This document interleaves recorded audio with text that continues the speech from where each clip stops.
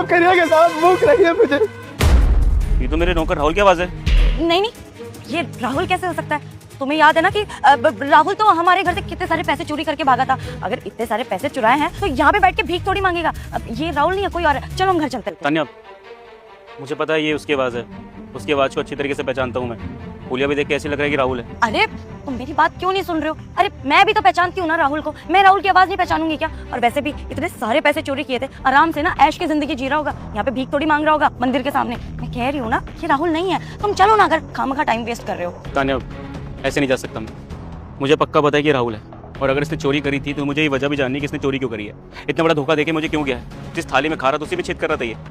मुझे बस एक बार चेक कर दो ये राहुल है कि नहीं है।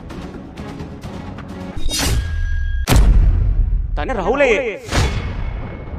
बेटा खाटू श्याम बाबा को इग्नोर किया तो तेरे साथ बहुत बुरा होगा। बस तू वीडियो को लाइक और चैनल को सब्सक्राइब कर देना, तुझे मैं हमेशा खुश रखूंगा। आज इससे पूछ के रहूंगा इतना घटिया काम ये करके गया क्यों, इतना बड़ा झूठ क्यों बोला मुझसे। लेकिन राजा मेरी बात तो सुनो। नहीं दूंगा मैं। कुछ भी छीनने के लिए नहीं आया हूं, मैं तुम्हारी मदद करने के लिए आया हूं। अगर तुम्हें और भूख लगी है तो मैं और खाना दूंगा, लेकिन अब मैं जो पूछूं उसका सही सही आंसर देना है। बताओ, जवाब दोगे? हाँ आप पूछिए। इतनी सही हालत है तुम्हारी, हैं? अच्छा खासा काम कर सकते हो, लेकिन ऐसे मंदिरों पे भीख मांग रहे हो। क्या हुआ तुम्हारे साथ? यहीं के रहने वाले हो या कहीं और से आए हो? कौन से मैं हूँ?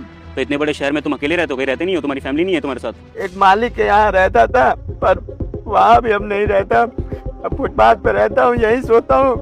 किसी से मांगता हूँ तो कोई देता है, नहीं तो ऐसे ही छीन कर खा लेता हूँ, प्रसाद देगा। तुमने बताया कि तुम्हारे मालिक यहाँ पे रहते हैं, तो तुमने वहाँ पे नौकरी क्यों छोड़ी?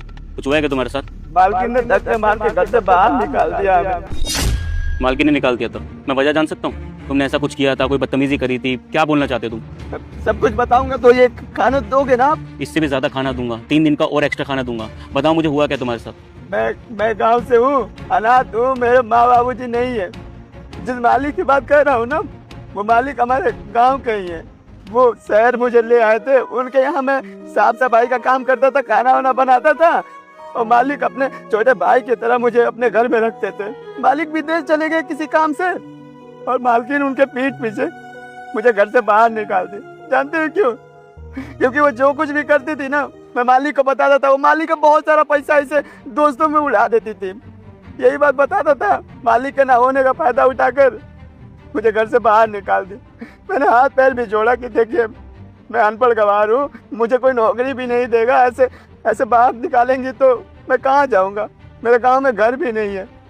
फिर भी नहीं माने, और आज मेरी ये हालत हो गई। तो इतना सब कुछ हो गया, तूने एक बार भी जाके अपने मालिक को नहीं बताया? कॉल करके बता देता सब कुछ सच। नहीं बता सकता हूँ उन भगवान को। मालकिन ने धमकी दी थी